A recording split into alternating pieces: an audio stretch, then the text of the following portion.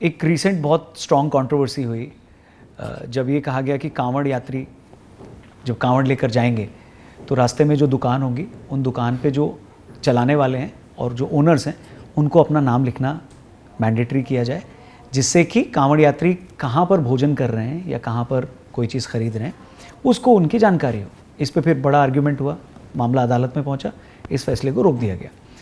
आप इसको कैसे देखते हैं? क्योंकि अगर दूसरे समाज की बात करें तो उनके पास हलाल सर्टिफिकेट है, वो उन चीज़ों को आइडेंटिफाई कर सकते हैं कंज्यूम करने के हिसाब से एक समाज के लिए। तो इस समाज के लिए इसे कैसे देखा जाए और इस फैसले को आप कैसे देखते हैं और इस डिसीजन को अगर पॉलिटिकली लिया गया तो कैसे लिया गया?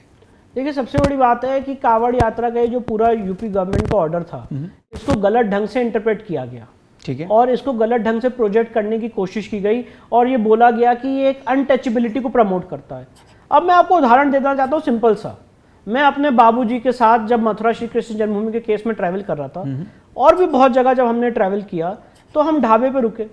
ढाबे का नाम है एक पर्टिकुलर नाम है, और जब उसमें हम ऑनलाइन पेमेंट कर रहे हैं तो दूसरा पर्टिकुलर नाम आ रहा है। तो सवाल ये उठता है कि जो व्यक्ति ढाबे का ओरिजिनल ओनर है उनको गलत नाम रखने की क्या जरूरत पड़ रही है?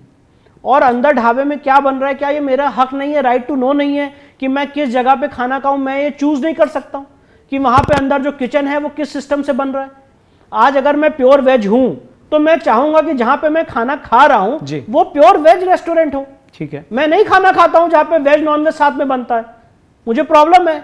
मैं अगर व्रत रखता हूं, मैं एक पूरी एफर्ट्स लेके कावड़ को लेके जा रहा हूं, तो मैं चाहता हूं कि मैं जितनी शुद्धि और जितनी अपनी तपस्या है और जितनी अपनी व्रत है उसको अच्छे से मेंटेन कर सकूं। अगर उसके लिए मुझे धोखा दिया जा रहा है एक पर्टिकुलर नाम रख के, और अंदर अगर किचन में नॉनवेज बन रहा है, तो क्या ये मेरा चॉइस नहीं है कि मैं कहां पे खाना खाऊं? मुझे पता चले, राइट टू नो नहीं है? क्या फूड सेफ्टी एक्ट में ये प्रोविजन नहीं है कि जो एक पर्टिकुलर जगह का ओनर है उसको अपना नाम डिस्प्ले करना होगा? इससे अनटचेबिलिटी कैसे प्रमोट हो रही है? अगर उसके बाद भी मेरी चॉइस होगी तो मैं वहां पे खाना खाऊंगा, पर मुझे कम से कम जानने का अधिकार तो होना चाहिए। आज अगर मेरा नाम विष्णु शंकर जैन है तो मेरा नाम विष्णु शंकर जैन है, उसमें छुपाने की क्या जरूरत है? तो यहां पे यही बात हो रही थी कि आप अपना नाम डिस्प्ले करिए। नाम डिस्प्ले करने से उनका बिजनेस कैसे इंपैक्ट हो जाएगा, मैं सवाल पूछना चाहता हूं।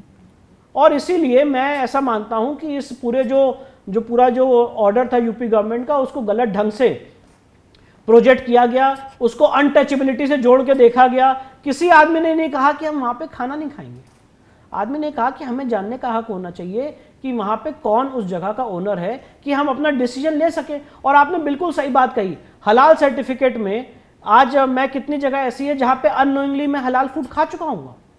मैं नाम नहीं लेना चाहता हूं उन ब्रांड के जहां पे आप हलाल सर्टिफाइड फूड दे रहे हैं। मैं क्यों हलाल फूड खाऊं?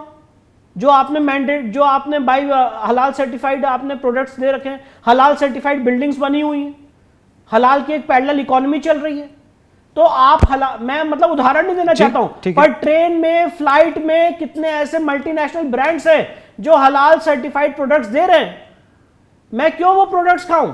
तो अगर एक धर्म को आजादी है हलाल सर्टिफाइड फूड खाने की, तो मुझे भी आजादी है सात्विक फूड खाने की।